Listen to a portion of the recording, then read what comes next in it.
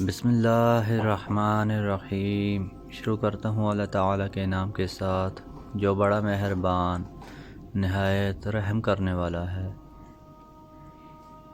حضرت ابو ہریرہ رضی اللہ عنہ سے روایت ہے کہ نبی اکرم صلی اللہ علیہ وآلہ وسلم نے فرمایا، جو بھی قوم یعنی جماعت اللہ کے گھروں یعنی مساجد میں سے کسی گھر یعنی مسجد میں جمع ہو کر کتاب اللہ کی تلاوت کرتی اور باہم اسے پڑھتی پڑھاتی ہے، اس پر سکینت نازل ہوتی ہے، اسے اللہ کی رحمت ڈھانپ لیتی ہے، فرشتے اسے گھیرے میں لے لیتے ہیں اور اللہ تعالیٰ اس کا ذکر ان لوگوں میں کرتا ہے جو اس کے پاس رہتے ہیں، یعنی مقربین ملائکہ میں۔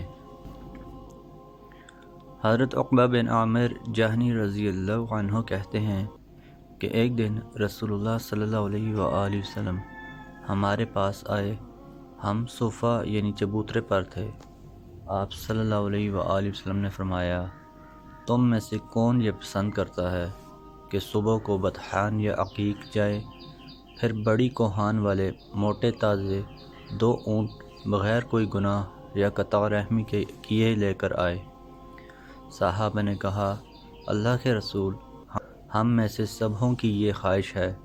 آپ صلی اللہ علیہ وآلہ وسلم نے فرمایا، تو تم میں سے کوئی اگر روزانہ صبح کو مسجد جائے اور قرآن مجید کی 2 آیتیں سیکھے تو یہ اس کے لیے ان 2 اونٹنیوں سے بہتر ہے، اور اسی طرح سے 3 آیات سیکھے تو 3 اونٹنیوں سے بہتر ہے۔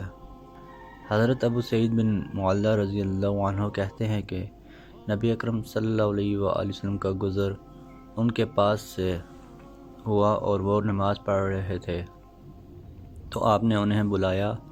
میں نماز پڑھ کر آپ کے پاس آیا تو آپ صلی اللہ علیہ وآلہ وسلم نے پوچھا، تم نے مجھے جواب کیوں نہیں دیا؟ عرض کیا، میں نماز پڑھ رہا تھا۔ آپ صلی اللہ علیہ وآلہ وسلم نے فرمایا، کیا اللہ تعالیٰ نے یہ نہیں فرمایا، اے مومنو، جو جواب دو اللہ اور اس کے رسول کو جب رسول اللہ تمہیں ایسے کام کے لیے بلائیں جس میں تمہاری زندگی ہے؟ میں تمہیں قرآن کی سب سے بڑی سورت سکھاؤں گا اس سے پہلے کہ میں مسجد سے نکلوں۔ جب آپ صلی اللہ علیہ وآلہ وسلم مسجد سے نکلنے لگے تو میں نے عرض کیا، اللہ کے رسول، ابھی آپ نے کیا فرمایا تھا؟